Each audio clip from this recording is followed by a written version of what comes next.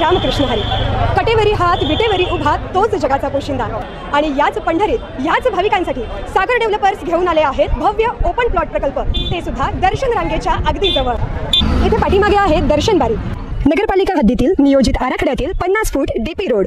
संपूर्ण प्रोजेक्टमध्ये अंतर्गत street lights, plot demarcation, plantation आणि प्रत्येक प्लॉटला स्वतंत्र नळ कनेक्शन. संपूर्ण प्रोजेक्टला तारेचे कंपाऊंड.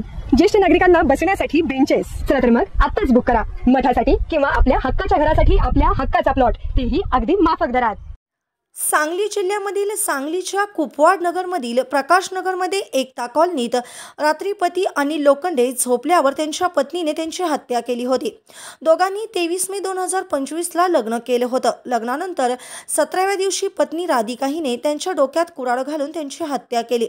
मात्र हत्येमागे एक भीती होती, ज्यामुळे आरोपी पत्नी राधिकाने आपल्या कुंकवाला संपवलं.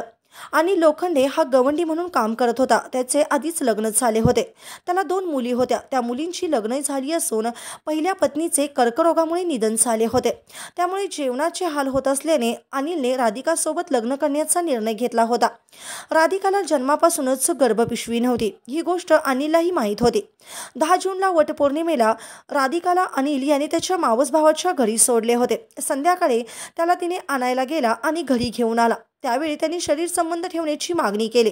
मात्र राधिका नकार देऊ लागली. मग अनिल शरीर संबंध ठेवणाऱ्याची भीती तिला वाटू लागली. रात्री अनिल झोपल्यावर राधिका पाणी प्यायला उठली आणि येताना कुऱ्हाड घेऊन आली. अनिलला काही समजण्याआधीच तिने त्याच्या डोक्यात घाव घालून त्याला संपवलं. लग्नाला महिना सोडा, पण वटपौर्णिमेच्या दिवशीच राधिकाने आपल्या नवऱ्याला मारून टाकलं. ज्या घरात लक्ष्मी म्हणून आली, पण तिनेच आपल्या कुंकवाला संपवलं. या घटनेने सांगली जिल्ह्यात खळबळ उडाली आहे. ताज्या घडामोडी पाहण्यासाठी आमच्या YouTube चॅनलवरील PVR म्हणजेच पंढरी वार्ता या न्यूजला सबस्क्राईब करा आणि शेजारील बेल आयकॉनवर क्लिक